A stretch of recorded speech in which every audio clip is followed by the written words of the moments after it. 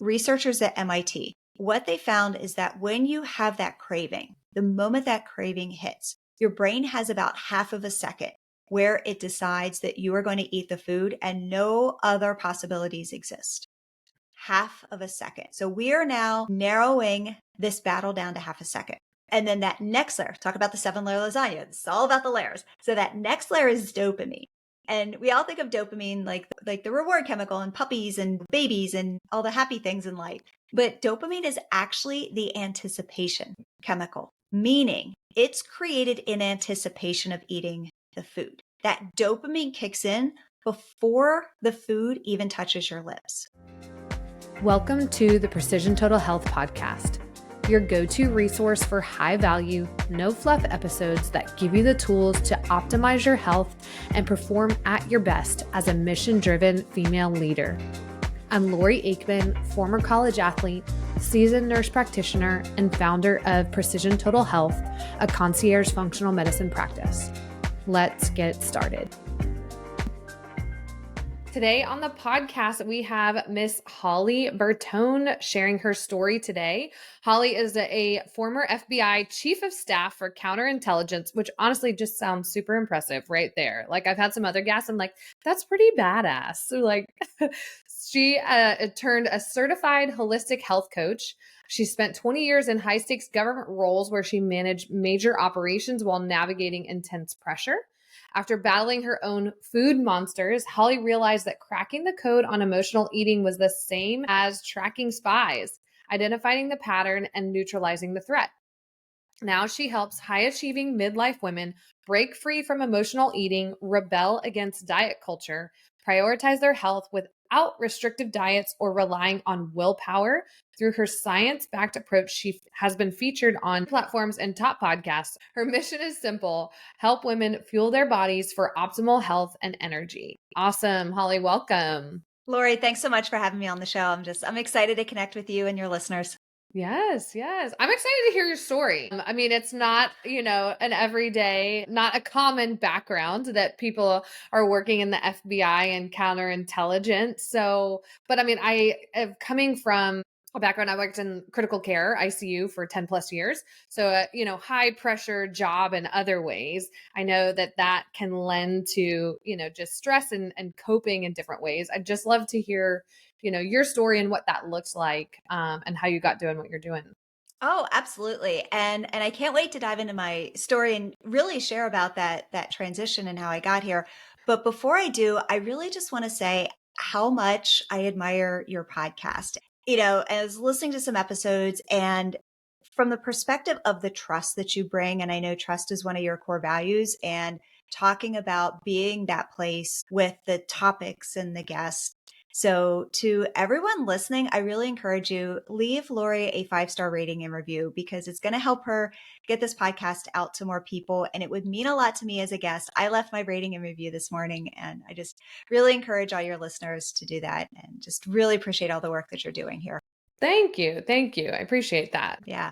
So, and let's start kind of by thinking about that question, that $1 million question that I'm sure all of the women have asked themselves at one point is, how is it that I've got, a successful career, successful family, pillar of my community, all of these things because of habits and systems and discipline and all of the things that, make us great. But those same tactics don't work when it comes to things like losing weight or that uncontrollable food noise, or, we're just like, oh, just have willpower. And yeah, 5 minutes later, you're, doing the line of Oreos, right? Like, Right. It's just these obsessive cravings and the mindless snacking. Mm-hmm. And I know that as a recovered emotional eater of over 40 years. Mm-hmm.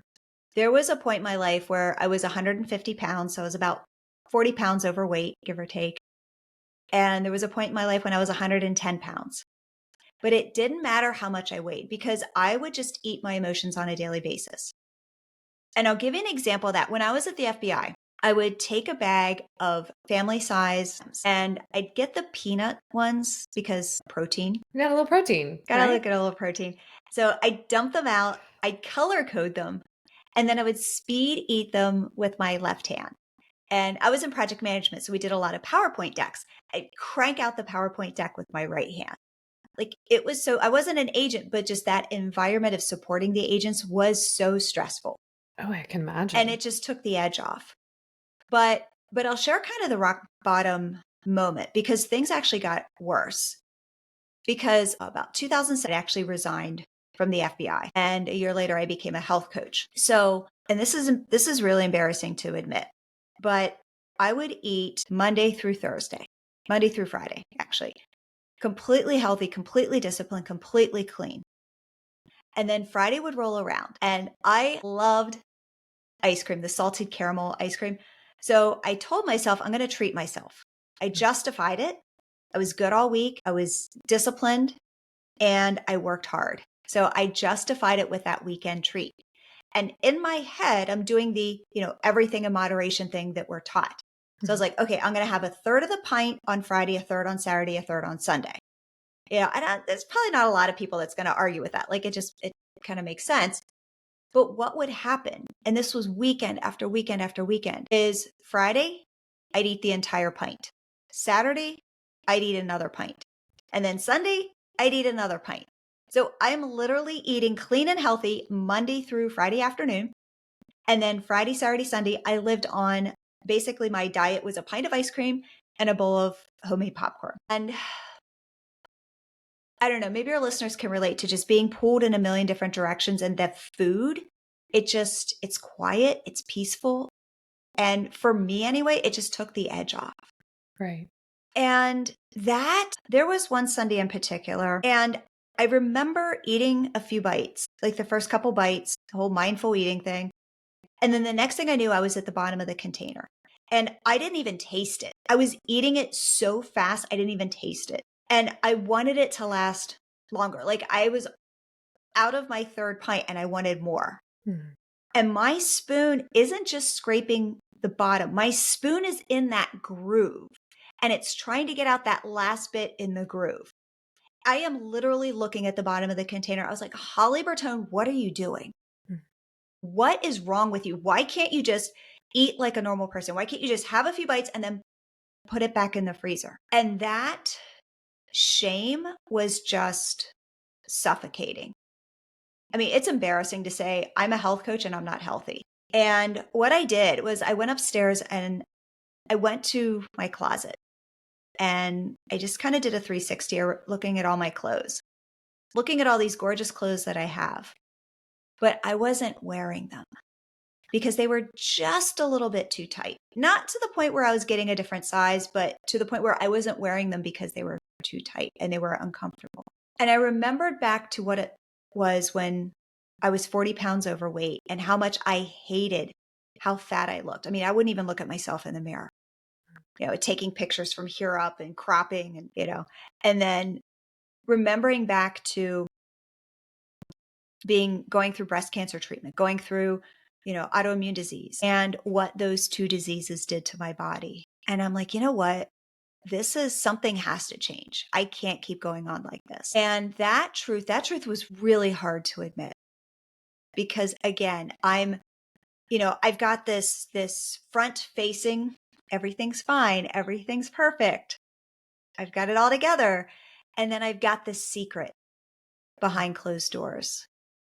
That's just embarrassing. And I realized that it's not just me, that there are so many other women out there. And I'm especially seeing this with women in midlife.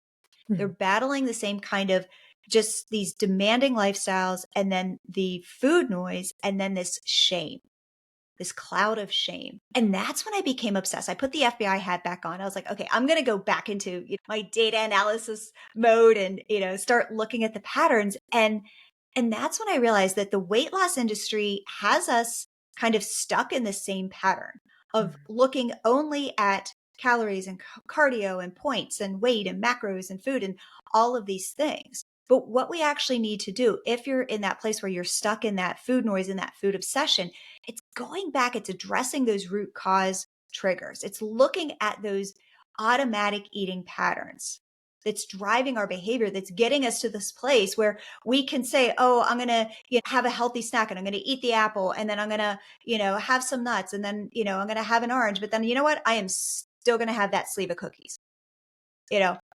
Because in order for things to change, we actually need to rewire those patterns. And that's when it started to work for me. That's when it started to work for the women I coach. And Lori, something important that I really want to share is I was coaching from that place of everything that I learned in school. I was coaching from that place of the pieces of paper on the wall that say I'm certified, Right. kind of textbook. And everything changed when I started coaching from that place, and how I'm going to share with you today, but from that place of overcoming my own food monsters, what I went through personally, and also combining those FBI counterintelligence tactics. And we can get into that too, but looking at things like analyzing patterns and countering those threats and neutralizing those threats. And then combining that. Here's the key, is combining that with the brain science of neuroplasticity. Right. And that's when we can strike gold. Right. Yeah. Yeah. Oh my gosh. That's so, I thought about, I've definitely have had, like, I saw my just addictive behaviors. And there were times where he, like, or I don't know if it was just, I'm small for my family. Like, my dad's side of the family, especially, everybody's big. Like, my aunts are all like 5'10". My uncles are 6 feet and up. A Wow. lot of people, just bigger people. I'm 5'5".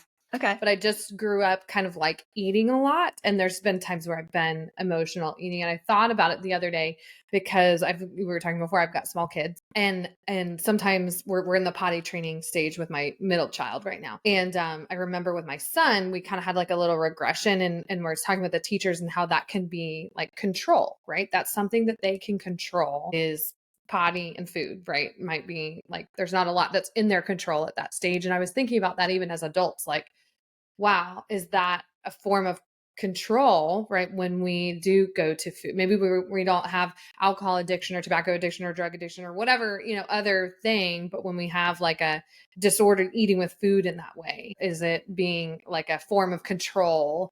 I don't know. It just got me thinking about it, like making that connection, just as an adult, it seems more complicated for some reason than it Yeah. does as, it might show up in a kid. Or I don't know. Maybe Yeah. not. And I think it is. I think control is a part of it. And I know a lot of people like to place the blame at trauma. Mhm. And I'm not discounting trauma. Trauma is a huge piece of it, but there are so many other layers to it, Mm. because it's the patterns, it's the behaviors, it's all of these layers. It's like our brain is making a lasagna.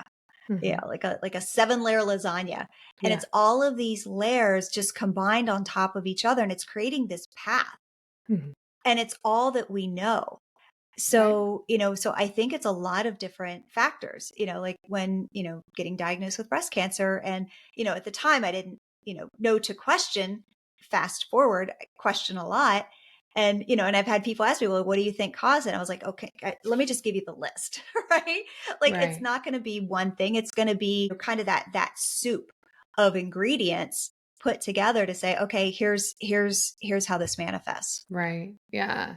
Uh, yeah. So I'd love to hear a little, you were talking, I'm interested in the neuroplasticity piece too, but just, yeah, some of that, the tactics and strategies then that you use with your clients now and just coming from that analytical background, just what are maybe some things that if you're taking through, maybe you have a new client, what are maybe some things you do to start getting them, even aware of that stuff? Yeah, absolutely. It's a 3-step process. Mm. But before I dive into the 3-step process, I'd like to just take a step back and kind of give context. So I'd rather talk about what's not working and kind of these Right. industry norms that have gotten us here in the first place. Because in order to make things work, I think it's helpful to know what hasn't worked before. And I think that comes to that place of, I'm sure a lot of people have been like, okay, I've tried the everything in moderation. I've tried the, intuitive eating and the mindful eating and even the willpower, and they don't work. Again, you're like, okay, I'm going to have an apple. I'm going to swap my healthy snacks. I'm going to journal about it. I'm going to take a walk. And then you take the walk, you eat the apple, you have some nuts, and then you're still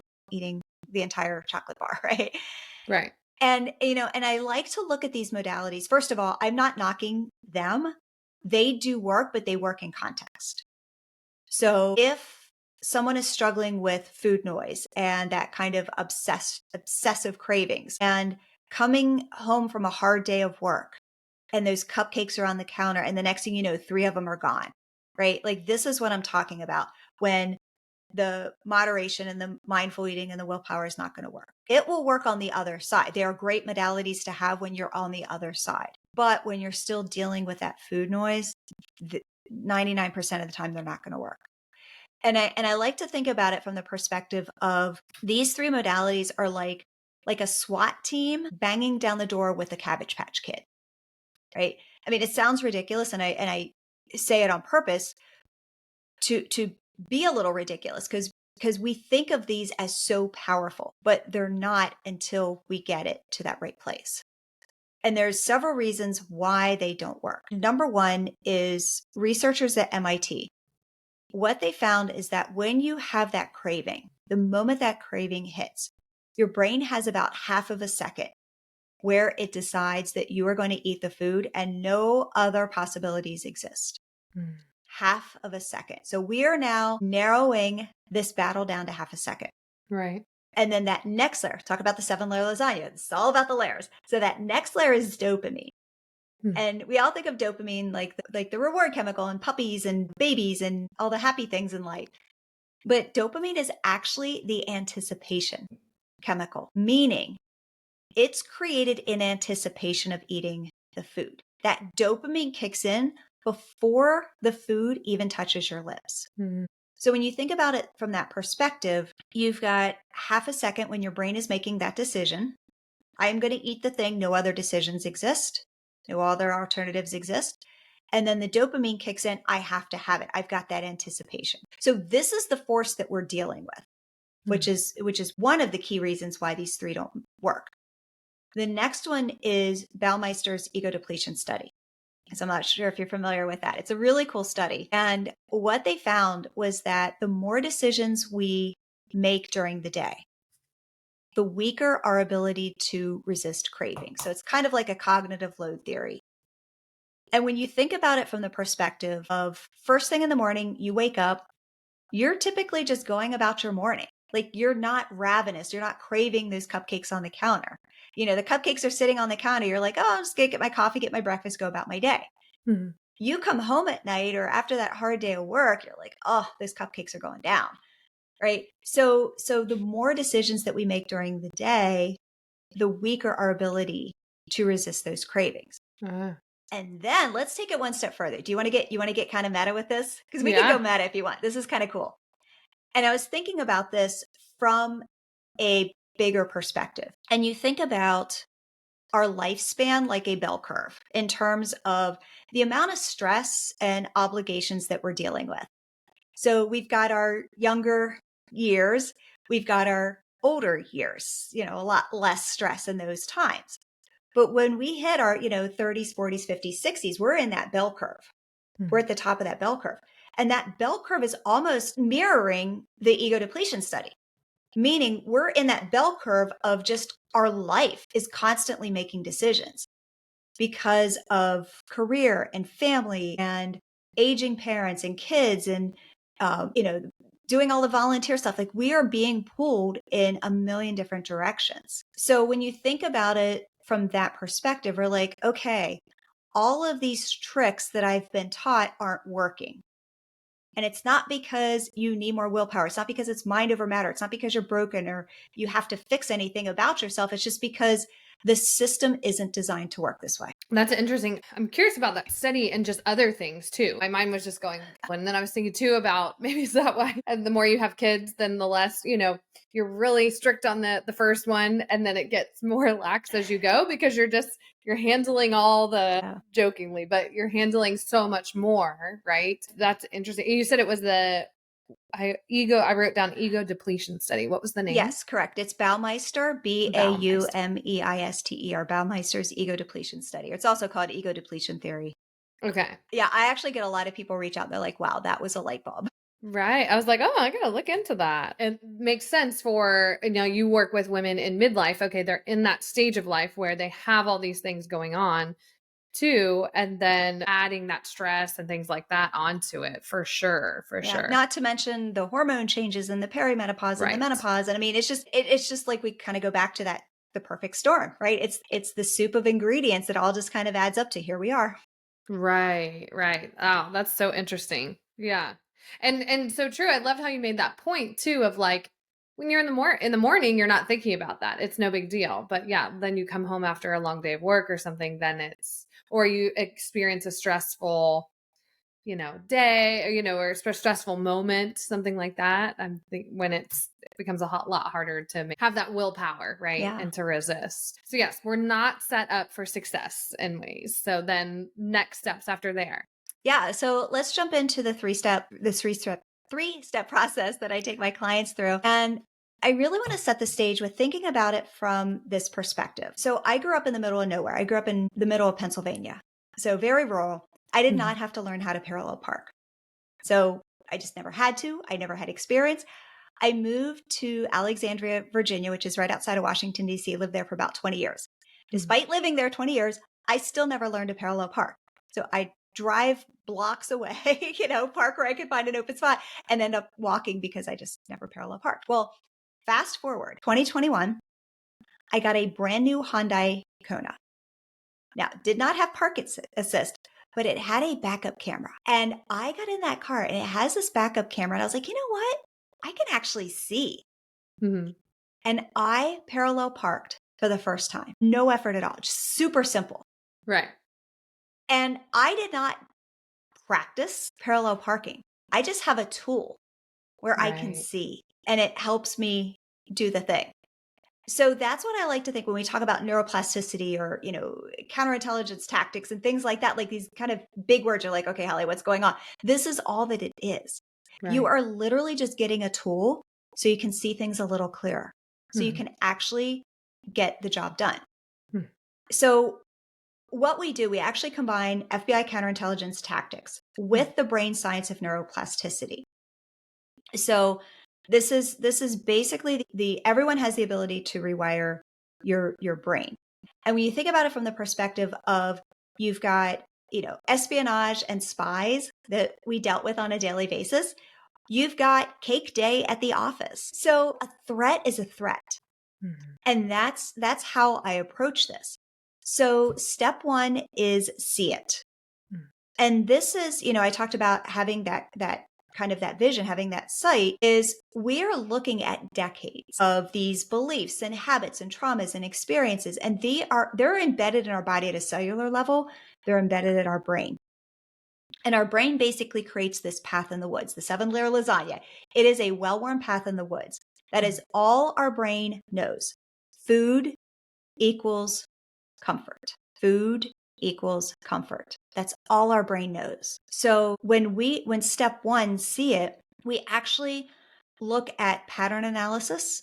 We look at hidden patterns, hidden triggers to actually understand why you're reaching for food in the first place.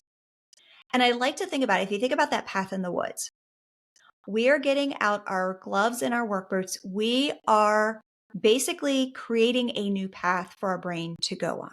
So we're making that new path in the woods.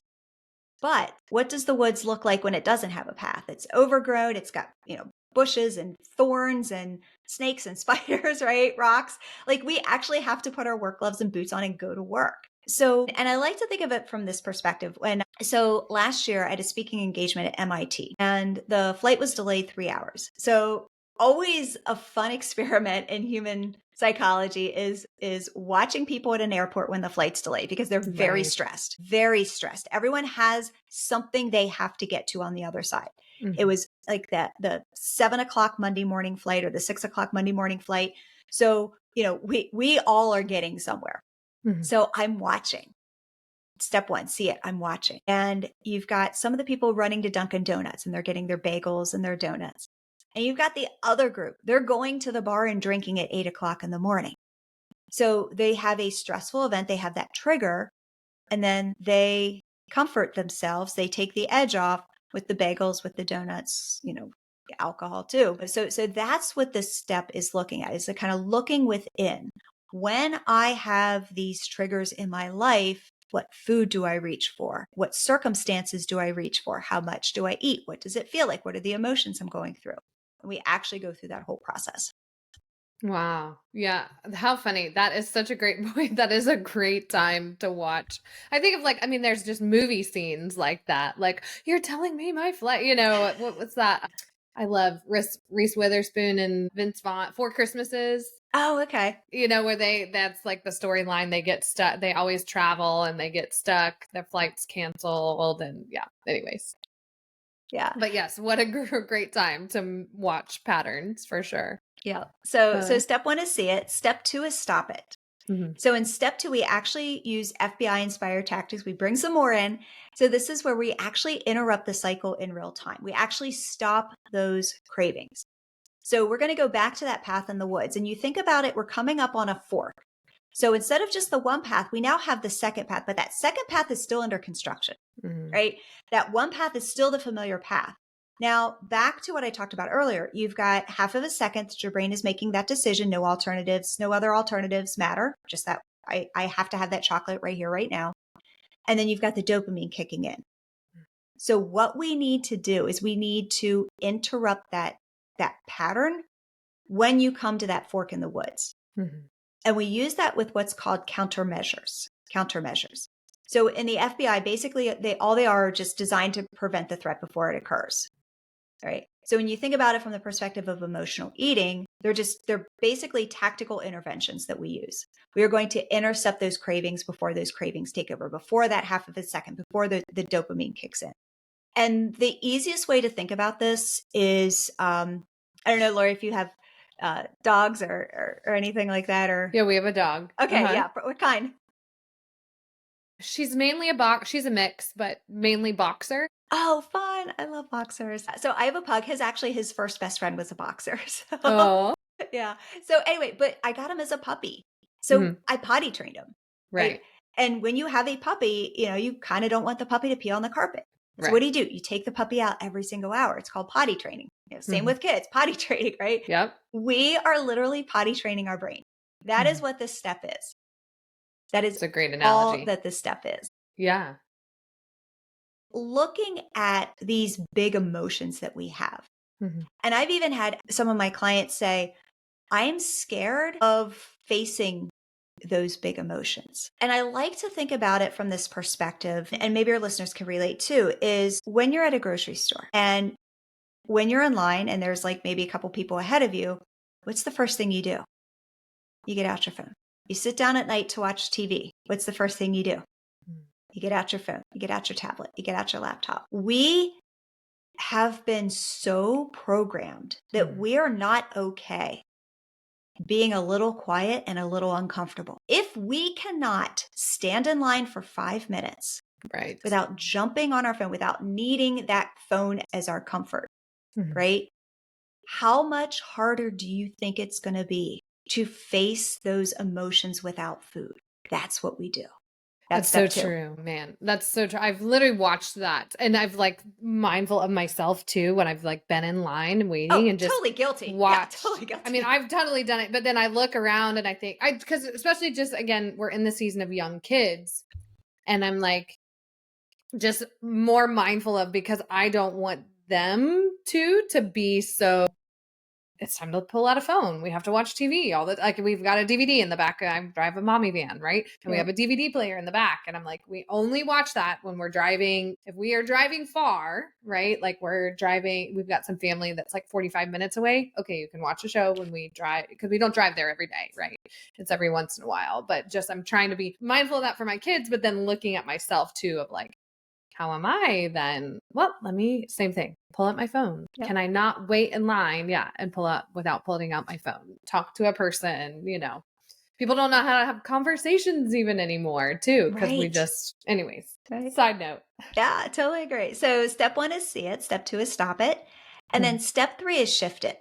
This is where we actually rewire those automatic responses. And this is when we are creating that path in the woods. So instead of that well-worn path that your brain automatically goes down, instead of trying to stop it at the fork in the road, we now have a brand new path. That brand new path is shiny. It's fun. It's awesome. It's the cool kids path. And our brain's like, I want to go down that path. And our brain just starts going down that path now automatically. And then that old path with all those old patterns and habits and traumas and behaviors and all the things, that's the one that gets overgrown. So we've got our brain going down the cool kids path now. Nice. And there's actually, are you familiar with the karaoke study by Alison Woods Brooks? Harvard No, Business School. Oh my goodness. Oh my goodness, Lori, I'm excited to hear about you're going to it. get totally geeked out with it. This is so cool. Okay. So it's Allison Wood Brooks, and it's out of Harvard Business School. And what she did, it's called the karaoke study. So she had 3 groups of individuals come in and they sang karaoke. Wait for it. To Don't Stop Believing. Oh, yes, Best of course. song Yeah. ever. So the 3 groups, she had a normal group. The normal group sang with about 69% accuracy, the control group. She had a group that basically said, I'm nervous, I'm nervous, I'm nervous over and over before they went in to sing. They sang at 53% accuracy. And then she had a third group. That third group said, I'm excited. And we all know I'm excited and I'm nervous, exact same emotion, just different side of the coin. But the I'm excited group, they had 80% accuracy. And what's really cool about this study is that this study has to do with the prefrontal cortex, the PFC. This is the impulse control center, the decision-making center, the self-regulation center of our brain.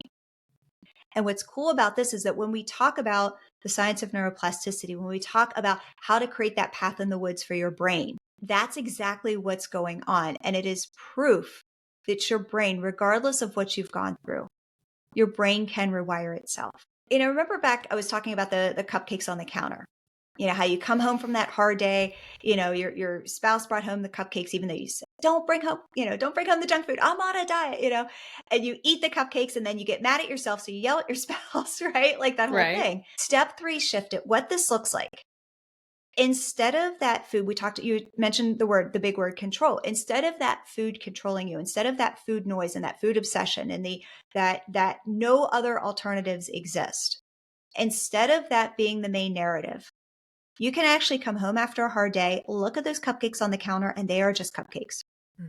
You might decide, nah, I'm good. You might decide, I'll have a bite or 2 and I'm good, but they are just cupcakes. Food does no longer equals comfort. Food is just food. You're making decisions on, I'm going to nourish myself based on what's best for me. And you think about it from this perspective. And I know you mentioned you've got three littles, and this may resonate with you. This may resonate with some of your listeners.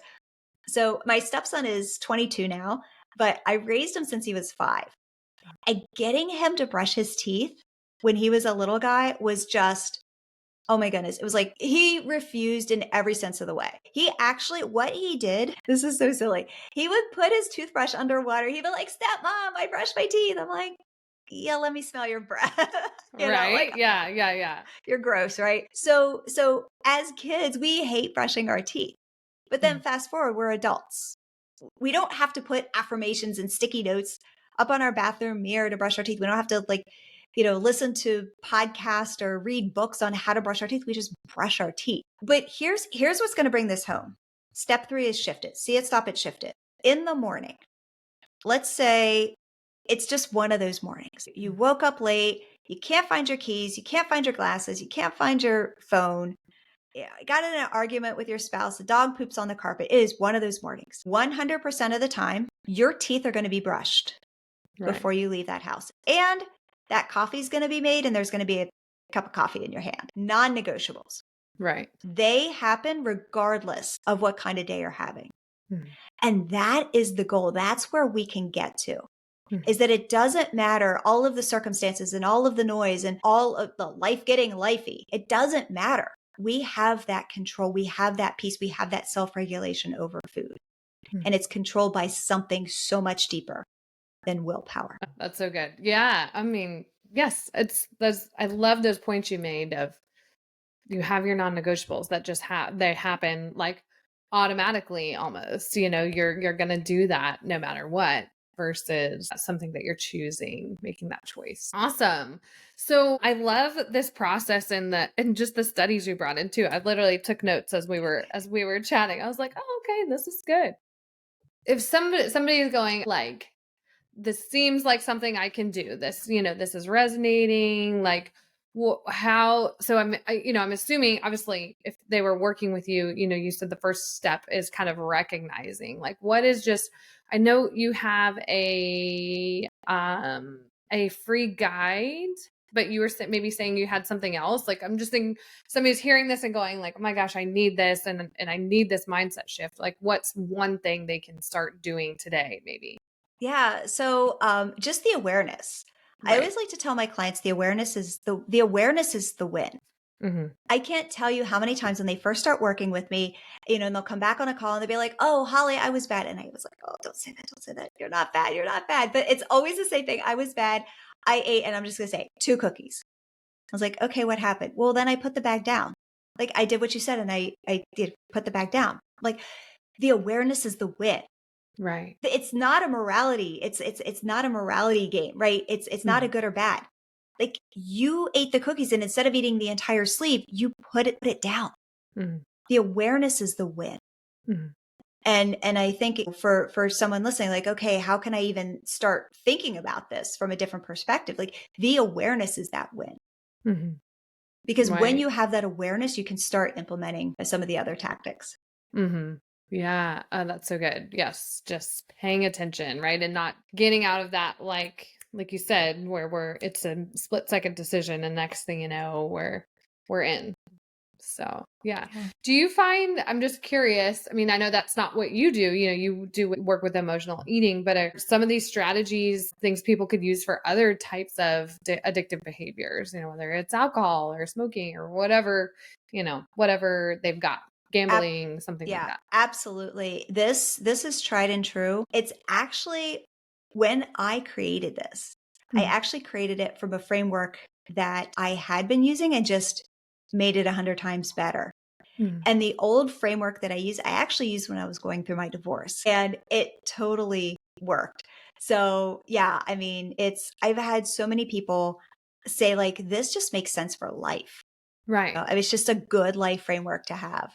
Right. That's what my thought is you really can apply this to so many things. My other question, just again, my mom role coming into mind of like, how do you ever have people kind of integrate? Because I think about this just because I've had, just at times where, whatever you want to call it, disordered eating or emotional eating or whatever, and just wanting to make sure, help my kids have the best relationship with food. Like, what do you see as far as like modeling or teaching children and around this kind of stuff? Oh, this is such a good question, Lori. I'm glad you asked this.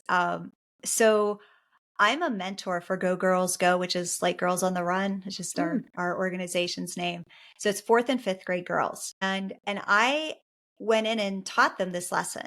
You could hear a pin drop. Like they were just like, "Oh wow, that's so cool."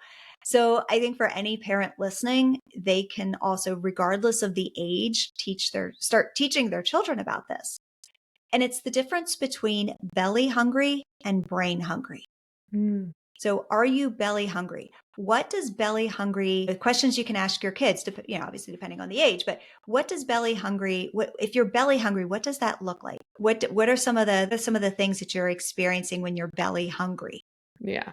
And then ask them questions. What are some of the things you can experience when you're brain hungry? Now, obviously it might be a little bit older than yours, but Yeah. but looking at it from that perspective when, kind of talking to your kids about it to be able to differentiate. Right. There's no morality, there's no good or bad. There's no, the diet culture that we grew up in, the 80s and 90s, right? It's just, Right. is it belly Exactly. hungry or brain hungry? It takes the morality police out of it Mhm. and really puts a neutral perspective on it. Okay, we're going to put our detective hat on. We're going to put our curiosity hat on. It's just data. It's Mhm. very neutral. And when we can look at it from that perspective. Mhm. The other thing is looking at it from the perspective, and this is where all of your other experts come in, from an ingredient perspective. What am I actually fueling my body with? Mhm. Am I fueling my body with wholesome food or am I fueling my body with chemicals? Mhm. And when I fuel my body with wholesome food, how do I feel? Right. And how long after I eat wholesome food am I belly hungry or brain hungry? Right. Versus am I eating chemicals, ingredients on a package, mostly Mhm. chemicals? Or, and then how do I feel afterwards? Right. Or am I belly hungry or brain hungry? So Mhm. you can kind of look at it from a bigger perspective as well. And again, obviously age appropriate, but I think these are great ways to start working with your kids and having these conversations with your kids that take the morality away from it and just Right. make it very neutral, make it curiosity, have them be Mhm. their own food detective.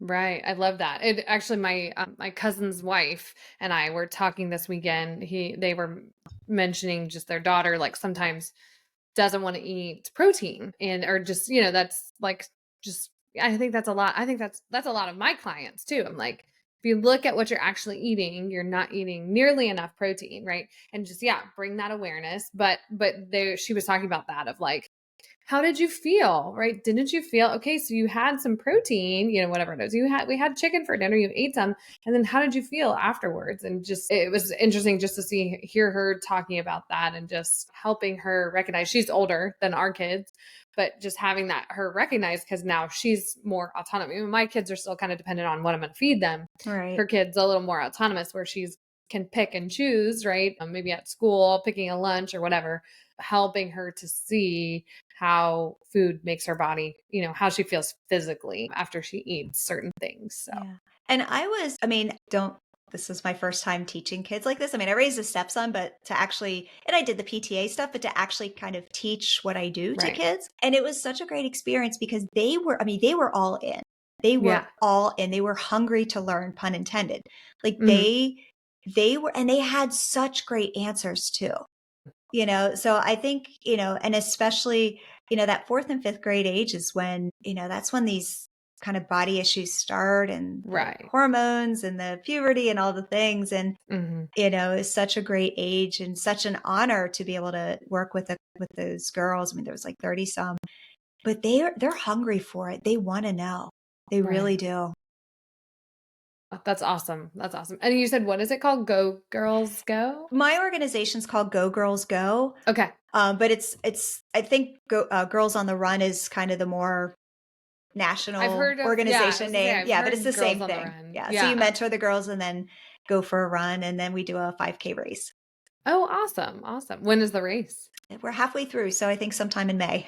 Awesome. Wonderful. Wonderful. Cool. So yeah, I mean this has been so great just talking through all this stuff because like you said, like we just said before, I mean it's so applicable to so many other areas in life. So, if somebody's obviously listening and just wanting to dive more into this, do you want to let us know just like your website, how do they reach out and get in touch with you, all that type of things? Our Yeah, listeners. absolutely. And Lori, thank you again for having me on. And because of that, I want to do something very special for your listeners. And this would be for you if you are a high achieving woman and you're not in control around food, you're stress eating, you're mindlessly snacking, you're hijacked by cravings and food noise.